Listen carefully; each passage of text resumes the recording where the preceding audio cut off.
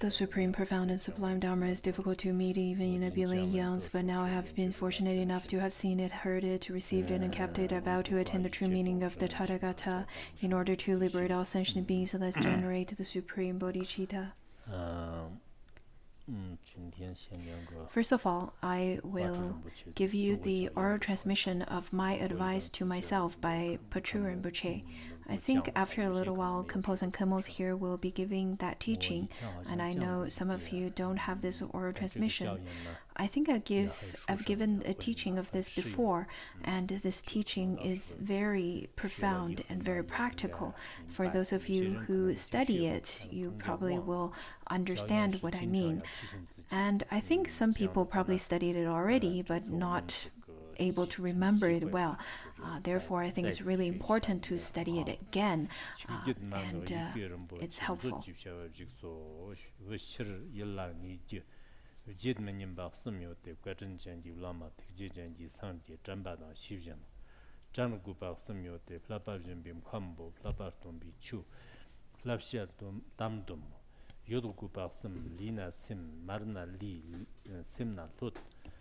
Jedna gavaxim yote, chovi ja, chakbi yir, demganit. Zanna gavaxim yote, tsigs ka, tsoks ka, chigbr lak, namiang sem. Xang gubaxim yote, ranga yondang, janji tyun, shinshuti samlo. Ngum nyumbaxim yote, lorji ngimjong, yorji kungom, charji gebjur. Jormanim baxim yote, kunji xip, mangbu tsok, zebmu jar. Fiat manim baxim yote, mamu pi chu, mamu bala chu, maji bala lorji, machipi kacha. Magu baxim yote, chogla gardik, tamla ngirdok, fiavala ngonko. Fiat manim baxim yote, rantongan yang, janji vlapsok, salagang nipju. Chur manim baxim yote, tombola gyo, zobola tatpa, salagang nyangtam. Tag manim baxim yote, zimi li, chogji fiava, ranga yondan. Tân gu baxim yote, tan chuk dang tan, gu yir dang tan, tam chuk dang tan, gu yir dang tan, sem chu dang tan. Nyan manim baxim yote, janji totpa, aksir ji gacha, shimit ji kada. Yit yir mun manim baxim yote, shigbur gyom, tombu tob, chorur yan. Khtam ji mud manim baxim yote, yirdev tsivi ma, janji psongji nor, ranglap tsivi fye. Tod manim baxo yote, kanjit mambi ma, rantong janji glemba, jang mashi be shiba. Torman nika manim baxo yote, ranga nyemjer, jimiti lama, lar salagan, te la sokba, jig yote, ndor cherna ti namya ranga rangla tu, mabjit chudan jiktin nika andarandi, adamgar tsikchig yan, shinda zab, namjarwa chimit lo chuti, shir nyangdang javala, damba yinbe, nyamsir long shig. I think the content is rather quite short. I don't think we need to use a whole week to study this. Probably within one or two classes. Compos and Kemos told me that they need 4 to 5 classes. I don't think that's necessary. I only used 1 minute. That was my advice to myself, or transmission. In the last part, it talks about, in fact, this teaching is rather quite profound. And you should not pass it on to others very easily, or give it to others very easily.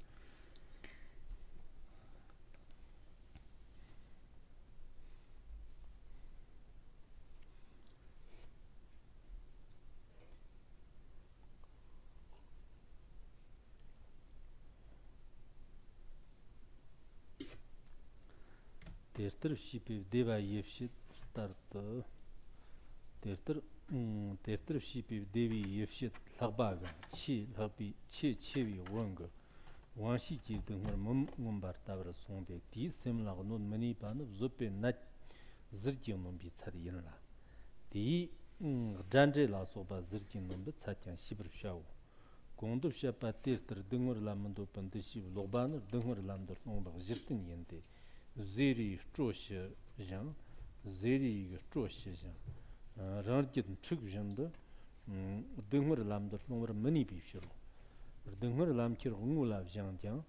Ngamala wok jong shete. Dungur lamjir ngula jang jang. Ngamala wok jong shete. Dungur lamkir ngula jang jang jang ngamala wok jong shete. The dungur ji gives perwa nyongtok de kervi shishur choa jibi chora jibi shiro. Dadak dungur chongrimni jangna la 고름 지바 따르드 타르지 쳔볼라감 종으로 송베 데르트르딱 고데 랑거 kitsutan mansım bimnyongar nyakkavi shiro tansım namsı ulama hukumçular dınır lamdırның çetok suran de badan lu tö jonzu çir sona hukumçudan jonbum çötne dık gebjir sarjın göşirdi stingin tongşik ji len çurşajan di namyang gaf chuga dang tsatang dambar shago.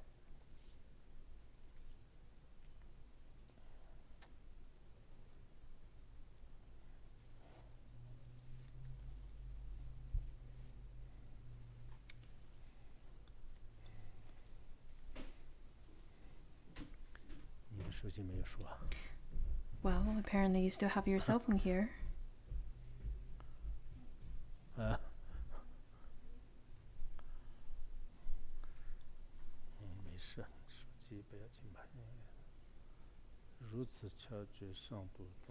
As it is stated that, in fact, there are so many peace instructions like such.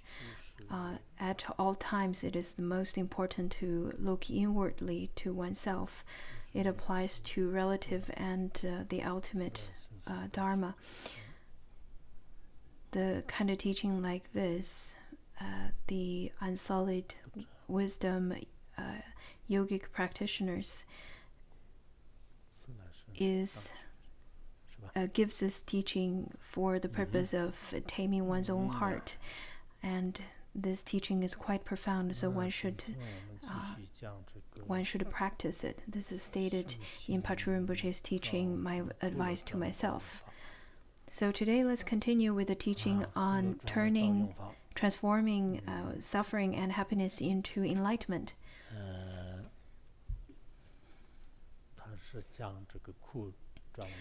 It talks about to transform. It talks about two aspects. The first aspect is transforming suffering into enlightenment, and the second is transforming happiness into enlightenment. In terms of transforming suffering into enlightenment, it has two aspects. One is relative, and the other one is ultimate. Same applies to transforming happiness. So right now we're talking about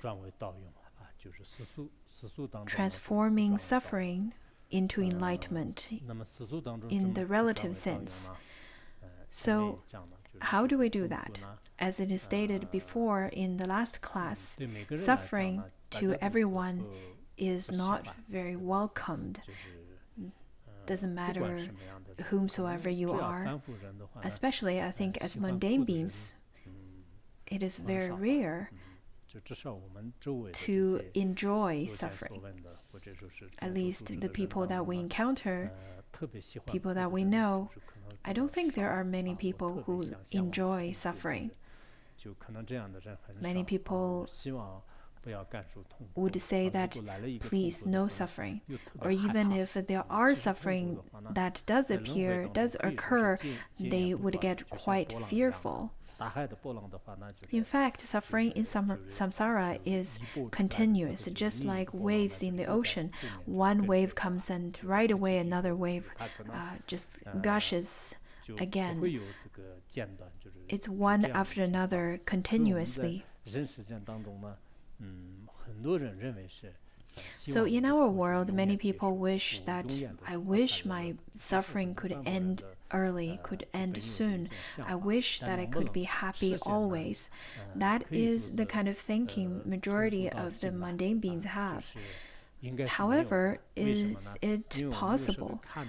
We can see from the ancient time till now, let it be from the West or the East, in terms of history, in terms of people who lived for a long period of time, in terms of how we read their lives and how they spent their lives in the literature and articles and so on, we can definitely see people from 300, 500,000 years ago, they also wish to depart from suffering. They also want to have happiness. But can you actually have it? In fact, I think it's very rare, except for very small number of genuine bodhisattvas or great practitioners. Therefore, the kind of pith instruction like this is quite different than those of teachings who that you can receive in the world. This is probably quite a new practice for you. Many people studied the Dharma for many years.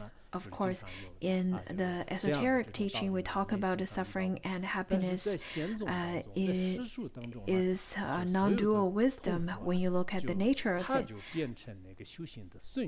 However, in this relative world, in fact, suffering can become favorable conditions in our practice. Not only favorable conditions to our practice, in fact, we are not running away from this suffering. When suffering occurs in our life, problem occurs in our life, we would say, oh, wonderful, there's suffering, there's problem, I'm really happy about it.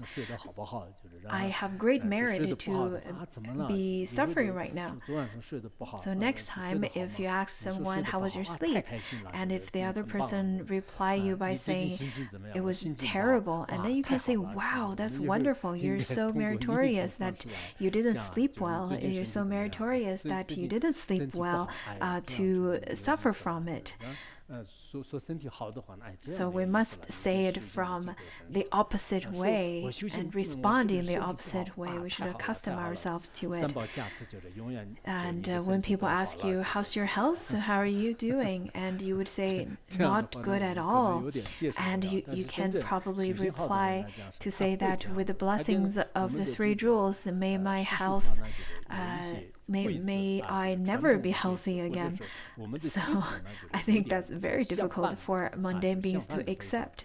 This kind of rebellious thinking is in fact quite meaningful and really valuable. Because if we kept on thinking in the traditional linear way and keep our mentality going after, keep our mind going after happiness, chasing after happiness, I think whenever suffering dawns on us, it would make us feel rather quite fearful. And it seems that suffering is always chasing after you. But if you start to have the kind of courageous mind and thinking to yourself that there's nothing wrong and nothing bad about suffering, so why don't I invite more suffering? In such a way, it seems that suffering gets shied away and it doesn't really like to get close to you anymore. At that time, I think all the maras won't be very harmful to you anymore. In this way, if you can accept suffering, if you can train yourself in such a way, I think it would be very helpful to your life, even if not right away. But understanding this kind of teaching won't bring any harm. Therefore, in our practice, there are so many different, we should try out many different kinds of practices, different kinds of methods in our practice. For example, maybe there are practices that's just not for you, but there are practices that could be very good for you and you can adapt them very easily. So for those kind of teaching that would be very helpful to you and very easy for you to adapt, then you should treat that kind of method as your deity. I remember once I met some students who studied abroad in the West, and they told told me they studied this particular teaching and they felt that this teaching is very helpful to them, and therefore they would carry this teaching with them at all times, just like how they would carry their deity with them all the time. I think after we receive the oral transmission as well as the teaching on it, we should carry it with us at all times. We should read over it again and again, familiarize ourselves with the actual teaching, not just the words, but the actual teaching, actual method. In this way, I think it's going to transform your life and it's going to help your life a lot. And when it is difficult for you to, when the great difficulty comes to you, especially the ones that cannot be faced or cannot be accepted by others, I think as long as you can familiarize yourself with this kind of teaching, it would be rather very easy for you to face great problems. Practitioners, in fact, should have some uncommon pith instructions, and the pith instructions that is difficult to attain by the mundane beings, by non-practitioners. Because if everyone could, because if you're practicing whatever everyone's practicing, that is not a pith instruction anymore. If everyone can do it, but you cannot do it, then we should feel quite ashamed of ourselves. After all, we've studied for so long, and we should then carry more pith instructions to practice on us, especially when afflictions dawn on us. So we should have more courage to face it. Otherwise, you only study it, but you only get the merit of studying, but it doesn't really apply to you practically in your life. As we studied yesterday, transforming suffering into the path, we should practice, we should find or narrow it down to a particular one or two that would be very beneficial to you. You should adapt some of them, one or two of them. For example, familiarize yourself with one particular one, such as generating bodhicitta, and you can practice that a lot in your life. And when you encounter a problem, you can right away generate bodhicitta. And there are people who really enjoy practicing or who are more accustomed to renunciation and so on. I think in such a way it would be very helpful whenever afflictions occur. Next one, it talks about with this, suffering and difficulties can become of help for our spiritual practice, but that alone is not enough. In fact, just becoming a help is not enough. When you encounter grave difficulties such as illness and death of family member and so on, you should not only face it and not only to turn it to become a favorable condition. Rather, we should gain a sense of real joy and enthusiasm inspired by a thorough appreciation for our achievement, and then reinforce this and make it stable and continuous. This is quite difficult, actually, because this kind of suffering, such as illness and so on, becoming a favorable condition is far not enough. And that's the first step. You should recognize suffering and transform it into the path of enlightenment. And then you should familiarize it and understand it. And then you should give rise of the attitude of enthusiasm and a continuous appreciation of suffering. And not just some very faint joy or faint appreciation. Rather, it should be a great enthusiasm. Just like there are people who would have lots of enthusiasm for food, for salary and bonus and holidays. And when they heard that they're going to have all of those right away, they have the kind of great joyfulness in their heart, and then it is hard to express through just words. Also, it should be a continuous and stable happiness and joy, and not the kind of happiness that you have it today but not tomorrow. Rather, to develop a stable and continuity of happiness or of appreciation. Of course, it is quite difficult for us right now because we're talking about not only talking about it in theory, or talking about whenever there is some suffering that occurs to you, some problems that you have to face, not only that sometimes you don't feel happy about it, I think lots of people would lose their courage towards them. You would question, why me? And then right away, all your expression, your language, your everything started to fall apart. I think that's how mundane beings are like. Tokmei Zampo, for a period of time during their practice, he lost all the virtuous insights and all the virtuous thoughts and good insights. But then he got ill because of his illness, his virtuous thoughts and insights started to come back, and therefore he was really joyful, and he started to practice more diligently again. I think to the wise ones, they would not only use all the obstacles as favorable conditions, they would be very enthusiastic and quite appreciative towards their difficulties. During Cultural Revolution, lots of great masters were imprisoned, and at that time they would remind each other that, well, now this is a time for us to practice transforming suffering into enlightenment. You should practice well. So they would encourage each other like that.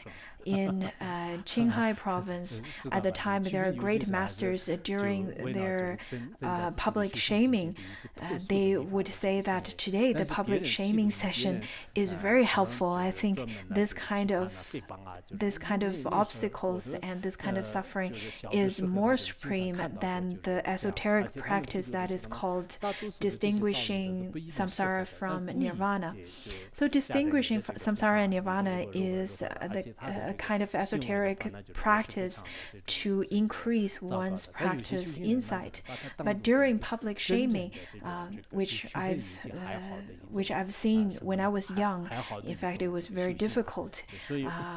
People would force some of those unreasonable faults on you, and they would blame you for things for no reason. It was quite difficult to endure and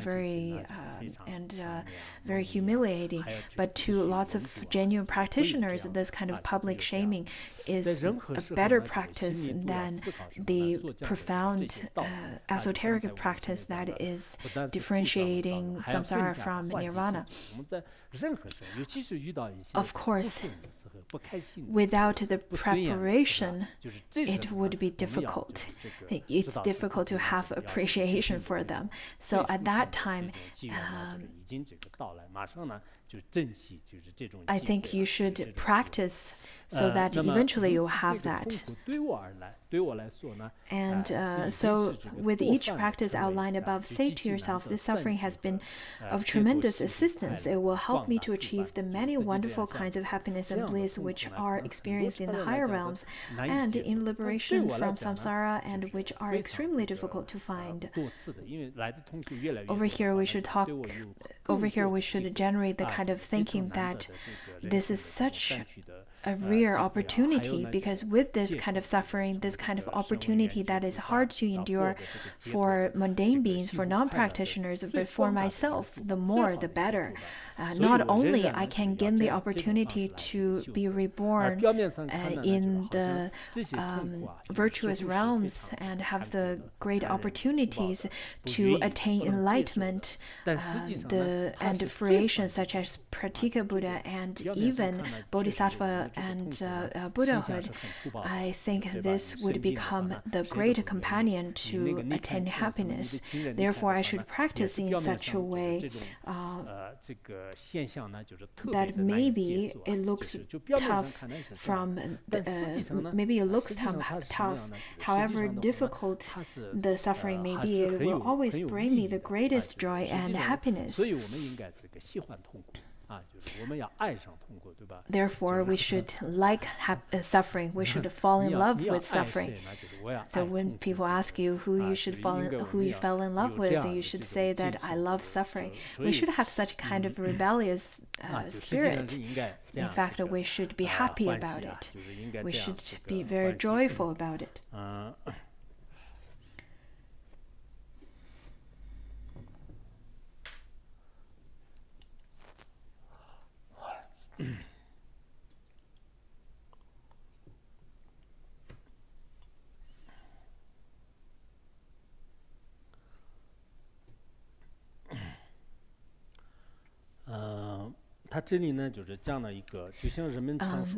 Bitter and yet sweet, like those Indian cakes made of sugar mixed with cardamom and pepper. What does that mean? I think over here the cardamom is also considered a herbal medicine. In Tibetan region, we also have this Tibetan cardamom. It has a spicy flavor. Just simply eat it. It's hard to enjoy it alone. And then there's the peppercorn. I think similar to the Sichuan pepper. Sometimes we would add some of those grounded pepper into our meal. There are people who like it and some people who don't. The taste of pepper is difficult to describe. It's a little bit spicy too. So if you directly eat pepper, it's very difficult to eat it alone. So let it be cardamom or pepper. To eat it alone is very difficult, especially for people who's not accustomed to it, who's not familiar with the taste. However, if you mixed it with sugar cane and mix it into a cake or biscuit, a biscuit-like cake, I think, in this way, then people can enjoy it more, because maybe the flavor is quite complex and have many different layers. So what's the function of it? The function of cardamom and pepper is to expel the excessive toxin, and it's very good for our gastro health. This is the kind of medicinal function of it. But to directly eat it, it would be very difficult. Therefore, we can mix it with some sugar, just like some Chinese traditional medicine is mixed with either sugar or salt. It would taste a little better. Sometimes I would think to myself, the taste of coffee is the same. If you just directly drink coffee, it's quite a bit bitter, especially the American coffee. But if you add a little bit sugar and cream, it tastes really good. In fact, this is also a kind of habit. For people without the habit of drinking coffee, they would think that why would anyone like coffee? The taste is really odd. It's not spicy or savory, and it's not sweet. But for people who are more used to it, or even kind of addicted to it, they really enjoy it. They really enjoy such flavor. Therefore, the metaphor tells us in our life, there's so many different kinds of things could happen, such as happiness, sorrow, gathering and departing, all different kinds of tastes in life as well. And to take those different and to take them directly would be rather very difficult. Therefore, to practice is just like to mix sugar with the different flavors of life or different life events. That is mixing practice with the different life events. Maybe at the beginning you are still not too used to it, but slowly the different kinds of flavors in life, different kinds of events in life that is mixed with practice becomes a very complex and very layered flavor. That is to say, a very layered experience, so that everything would be easy for you to accept it, and then eventually becomes more helpful to your body and mind. As it is stated in the Precious Garland of Madhyamika, it says that, in fact, Nagarjuna told the king, if you practice generosity and give an offering to your people often and practice beneficial actions to your people, then they would be very joyful.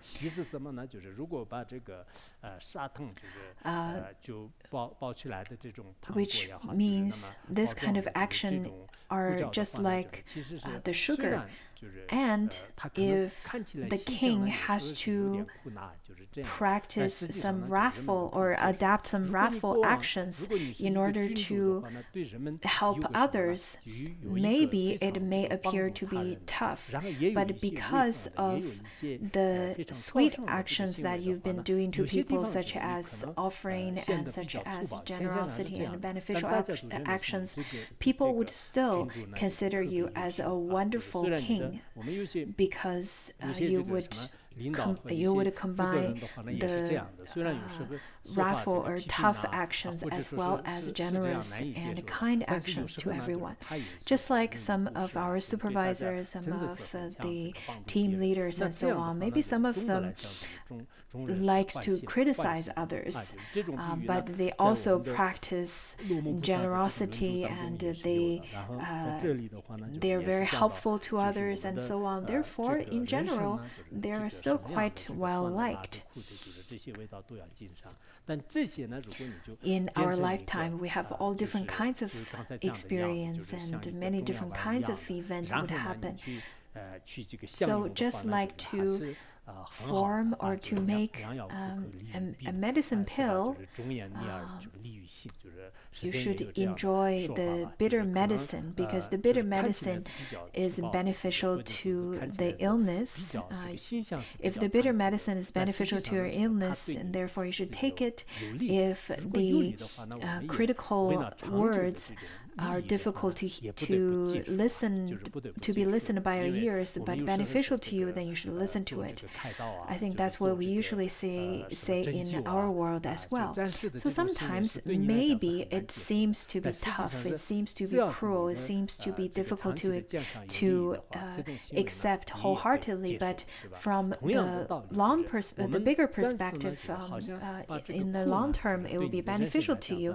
Therefore, you should accept it, just like we should take surgery or do acupunctures to get a cure for your health, and you would still endure the temporary pain.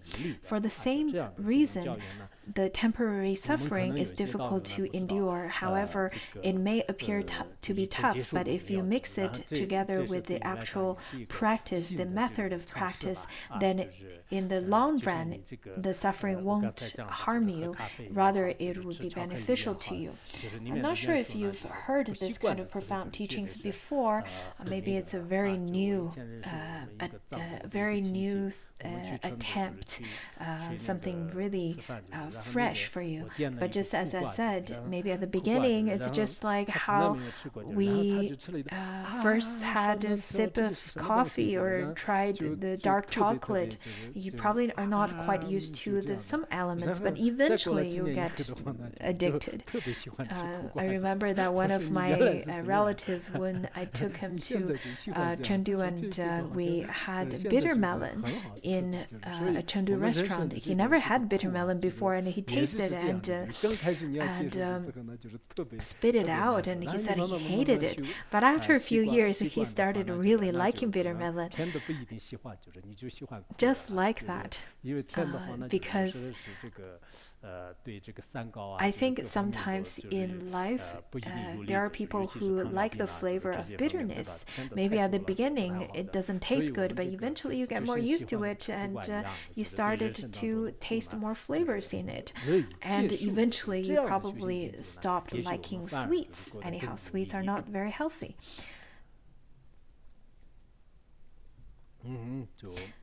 So just like that, that's the kind of practice we should adapt. We should joyfully uptake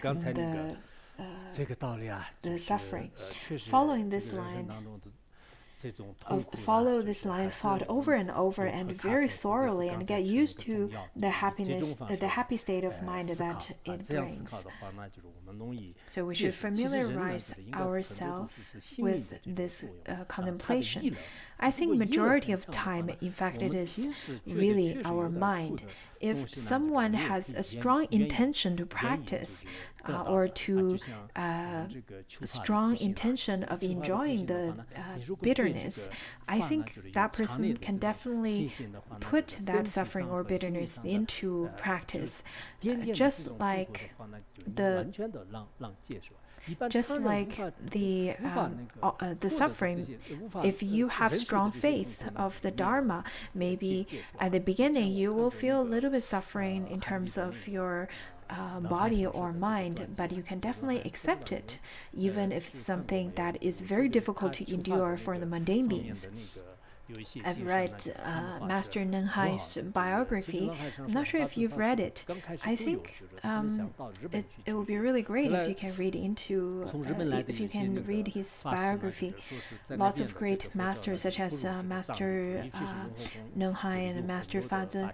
When he went, they all wanted to study in Japan, but then there are some masters told them that in fact the Dharma in Japan is not as good as Tibet.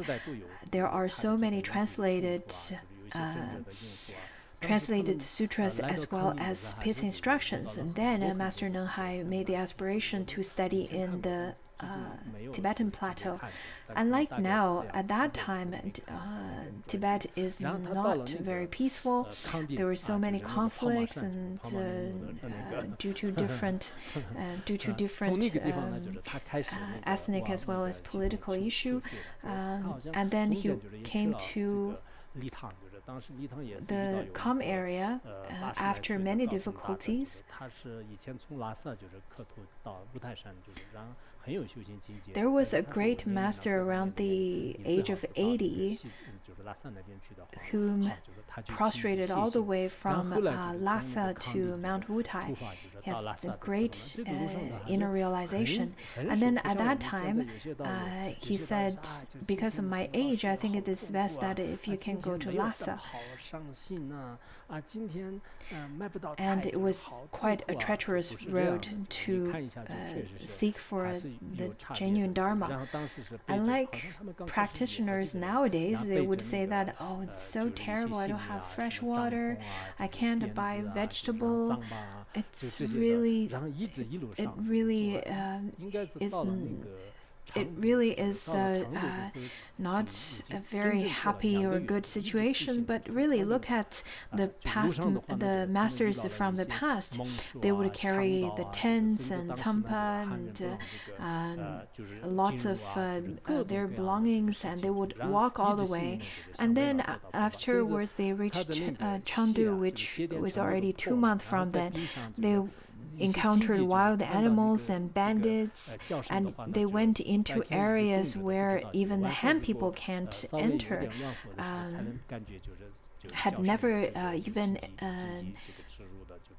even been to. So all sorts of things, but they, with the Dharma in mind, with their shoes all broken, they had to walk on thistles and thorns.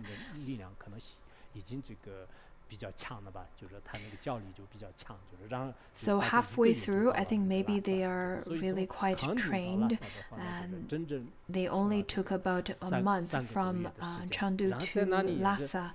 So altogether from Kamaria to Lhasa, it took them 3 months to arrive. That was about 1928. They were quite discriminated at the time. In fact, they couldn't beg for alms, or they couldn't receive the genuine Dharma or pith instruction. I don't think they even received lots of Dharma at that time. They then went to India. So at that time, they received some teachings.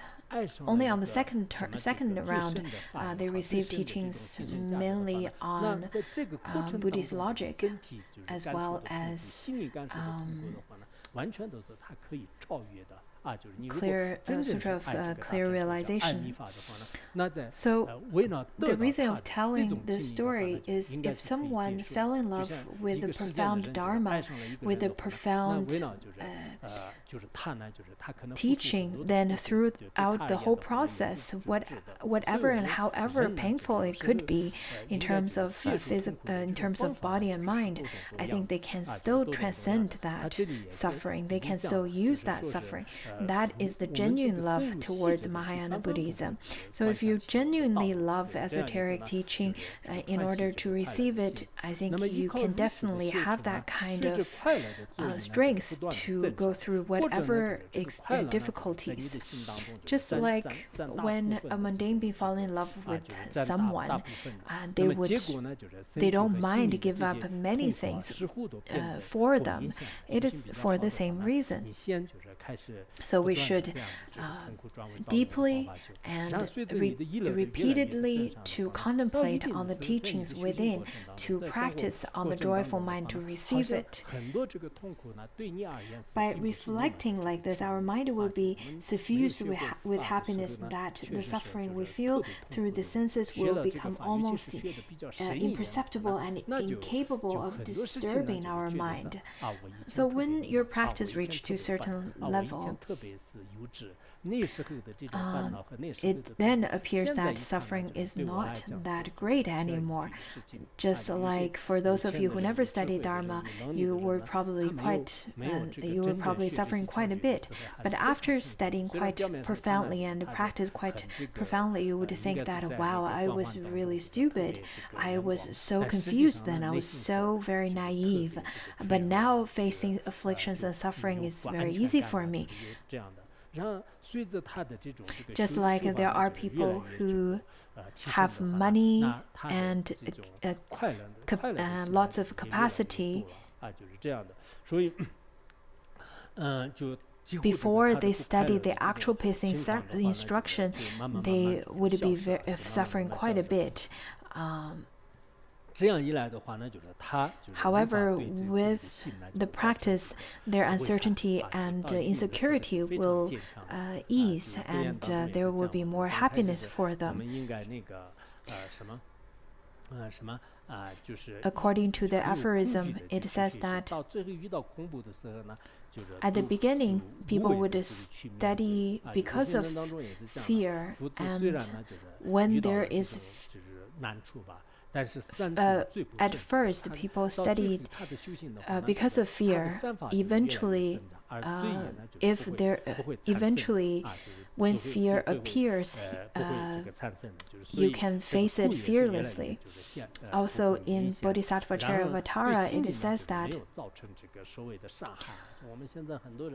the bodhisattvas, although would encounter difficulties and sufferings, but their virtue would increase without the increase of unvirtuous deeds. People would say, so and so used to hurt them quite a bit, and so and so made that person very depressed and so on. But if you can practice to transform happiness and suffering into the past, then whatever other people did to you is not going to create any harm. That is because this is the point at which sickness can be overcome through forbearance. It's worth noting that this is also an indication as to whether difficulties brought about by enemies, harmful spirits, and so on can be overcome. This part is a little bit different than the chapter of forbearance in Bodhisattva Charivatara, because in the Bodhisattva Charivatara it talks about a kind of forbearance where you have to bear it, you have to be very patient.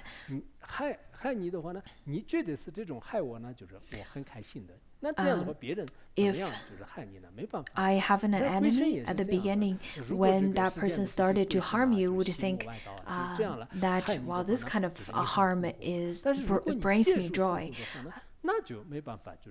If you can contemplate in such a way, how could other people harm you? This is the method that is taught over here in this text.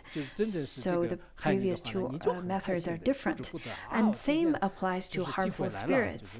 Even harmful spirits and maras would want to harm you, and you're suffering quite a bit. But if you accept this suffering with wholeheartedness, then they cannot do anything to harm you at all. We often say that to use poison to fight over poison whenever suffering comes and harmful beings try to harm you, when there are beings trying to harm you, if you are looking for such harm and suffering, then you would think, wow, this is a great opportunity. Then in such a way, with such a direct penetration, then the harmful spirits and sickness cannot hurt you at all. Of course, you have to practice it. Otherwise, simply saying it is not going to help you practically.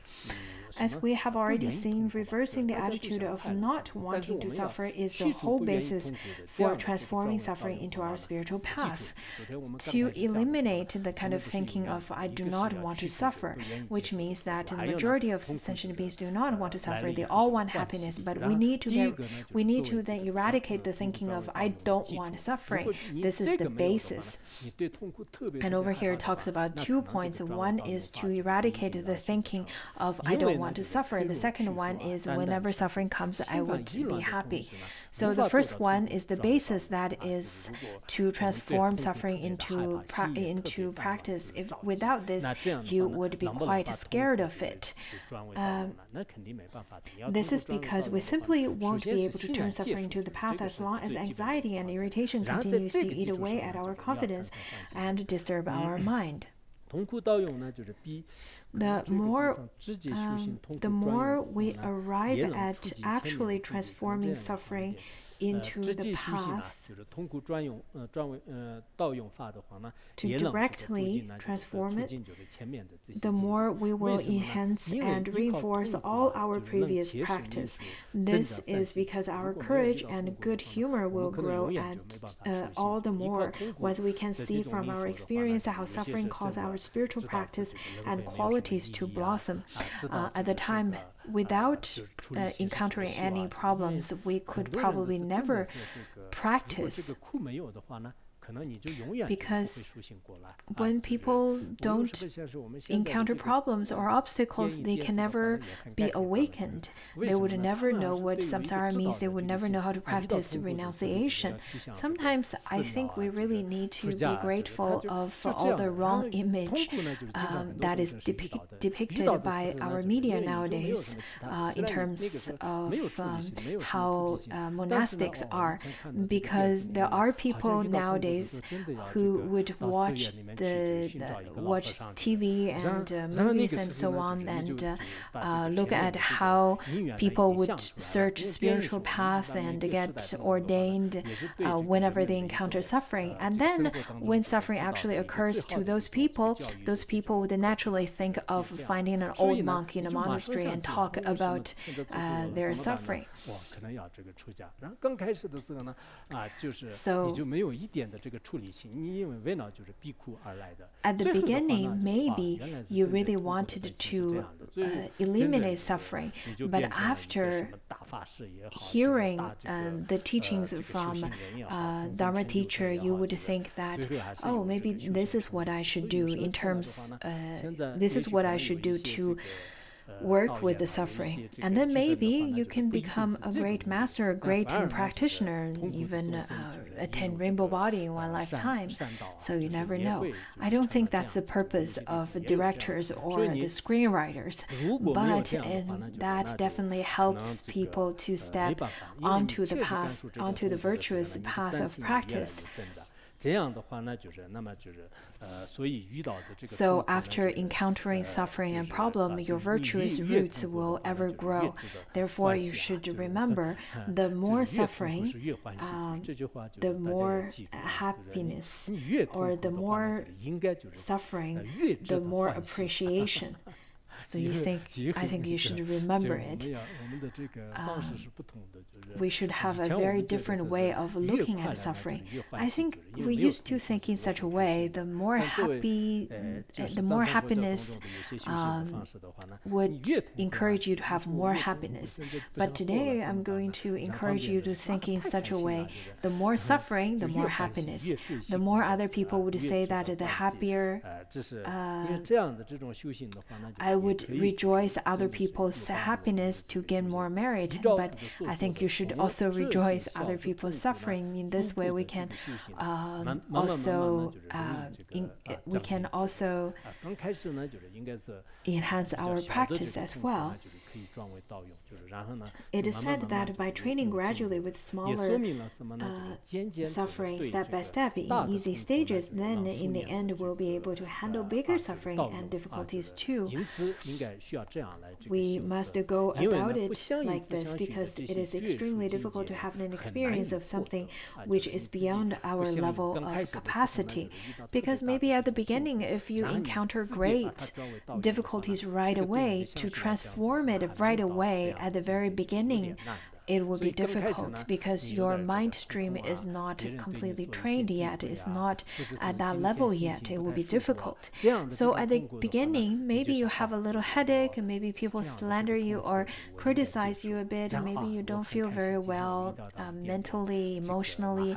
Then that's the time you should think this kind of suffering is really wonderful. I should accept it with great appreciation and enthusiasm. And after practicing slowly in this way, whatever habit you had built by slowly practicing this way, you can cultivate a new habit. Whatever you familiarize yourself with,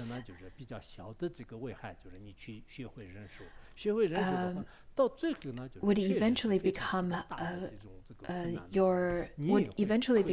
your great habit. Therefore, you should eradicate the harmful habits at the beginning. That is stated by Bodhisattva Charyavatara. So at the beginning, if you can familiarize yourself with small sufferings, and slowly you will familiarize yourself to face and accept suffering with great appreciation eventually. this kind of education is quite important. This kind of familiarization is very important.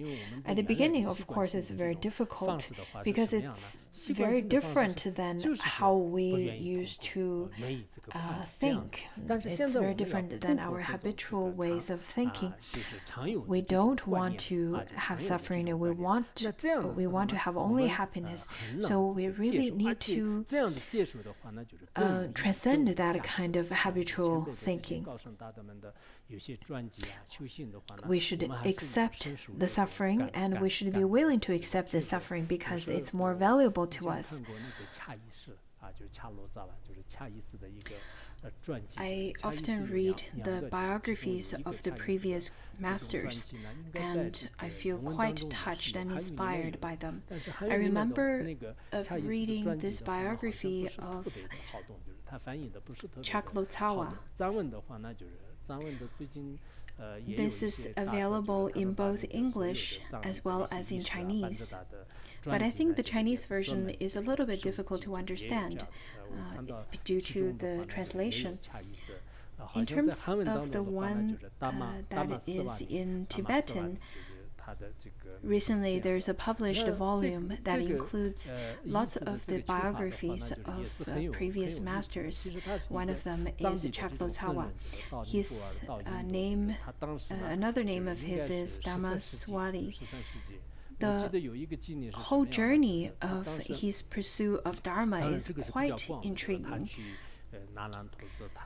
He's a Tibetan monk who went to India and Nepal in 13th century. His biography is quite extensive. He traveled to Nalanda as well as Varna Monastery, as well as lots of monasteries around the Vajra seat. One of the experiences that made the most impression on me was at the time when he went to Nepal. It was during the time of the turbulence created by the Turkic invaders. So he wanted to go, but he was a little bit afraid. So two banditas told him at the time, saying that if you were to go, you should be able to study Dharma and receive lots of Dharma teachings, and the current turbulence won't create life-threatening situations for you. You should be able to come back. And with the auspicious coincidence, he met these two merchants on the way who were sending their relatives' corpse to Ganges, because that's the ritual in India to send the corpse to Ganges, and they feel it was very fortunate and the most important thing to do for the funeral. That's how the Lotsawa went to India. And then, because of the actions, because of lots of the invading from the Kyrgyz troops were destroying lots of the Buddhist sites. So he went to, after arrived in Nalanda, there were about 70 monks there, and one of them were this 90-year-old monk. So after they received the message saying that the Turkic invaders would arrive in Nalanda tomorrow, the day after, all of them then left, except the old monk. And then Chaklotsawa then stayed with the old monk, while the old monk scolded him, saying that, "Why are you so stupid? You must be a Tibetan." And Chaklotsawa said, "No, I'm not going. Even if I die, I will stay with you." After everyone left, then old monk told him, saying that, "Well, it seems that you have sturdy faith and you are quite a stable person. It really shows your characteristic, your personality. So I still have a way to hide from the Turkic invaders. Why don't you carry me to this Gala shrine that is nearby?" The shrine was discovered by Nagarjuna, and On the second day, he carried the old monk to the Mahakala shrine. After 300 invaders came and destroyed Nalanda, they were able to escape from the invaders safe and sound. It seems that the invaders didn't even see them at all. And then afterwards, the Chaklotawa were able to receive lots of teachings from this old monk after staying with the old monk for 2 years or so. And every time, whenever he went to the Vajra seat, there usually is a woman would tell him where he could go and where he couldn't. In fact, the woman is the manifestation of Tara. Later on, when he bid farewell to the old monk, the old monk said that since I am already old, I don't think I will be able to see you again in this lifetime. But because of your faith, I entrust you with my teachings, and you should later give this teaching, spread the teaching to the Tibetan people. And then the old monk bid farewell to Chaklotawa at the shore, and afterwards Chaklotawa were able to return to Tibetan plateau and give teachings of his teacher to the Tibetan people. When I read the story of Chaklotawa, I especially learned about his determination of studying the Dharma without caring too much about his life. Otherwise, I think if we were at his place, I think if we were to uphold the kind of thoughts of touring around the area rather than having genuine faith, I think we won't have that kind of determination to go and to study there. But having such a determination of studying the genuine Dharma, he were able to transform the suffering, the worldly suffering, into happiness and into the spiritual motivation as well. I think the determination of studying the genuine Dharma is really important. Let it be going to India or going to Tibet or going to anywhere else, this kind of mentality, mindset is quite important. There are so many previous masters who endured the unendurable suffering, such as without food and in extreme weather, in extreme turbulence of threat of the war, and in the threat of poisonous snake and wild animals, vicious animals, and so on. They were able to overcome all of them and receive the genuine Dharma. In order to receive the genuine Dharma, they endured all of them. So whatever turbulence that we're going through right now, we should be happy about them, because not only it could dispel the negative karma that we've accumulated for eons. In fact, in order to receive the Mahayana Dharma, in the process of it, let it be the slandering or criticism, let it be the illness, let it be unhappiness, they are all considered as a way of eliminating the negative karma we've accumulated. Otherwise, we won't be able to receive all the blessings. So, in order to receive such, in order to dispel such kind of, in order to transform the suffering into the path, we should practice supplicating the three jewels in between sessions. Pray to the Lama and the three jewels so that you may be able to take suffering onto your path. When your mind has grown a little bit stronger, then make suffering to the three jewels and to the Dharma protectors, and then insist, please send me misfortune and obstacles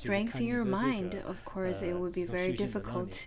And even if you initiated such supplication, and once you actually receive the blessings of misfortune, you will supplicate again, saying, please let them go away. So it really depends on your own capacity.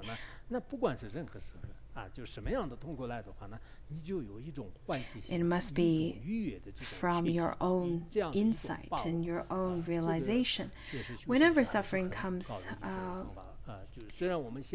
at the same time, always stay confident, cheerful, and happy. It's quite important to remember. This is one of the difficult and very difficult kind of practice to use in your life. Whatever suffering comes, you should have this cheerful mind. Of course, we probably won't have this high realization right away. However, we can practice in steps. At first, maybe when suffering dawns, you can't accept it at all. But later on, because this is quite useful, and you keep practicing on it, and you will be able to benefit from such kind of practice. I think we should be very confident at it. At least, if you can't be happy about it, at least when suffering comes, don't try to push it away. Don't try to reject it. Don't chant the wrathful mantra and then hong hong pat, and then everything's going, and then visualize everything's eliminated. We should practice according to this method, thinking that all the suffering of all sentient beings should dawn on me, so that I can practice this for them, and practice Tonglen for others. And this is the kind of teaching that we should all contemplate deeply.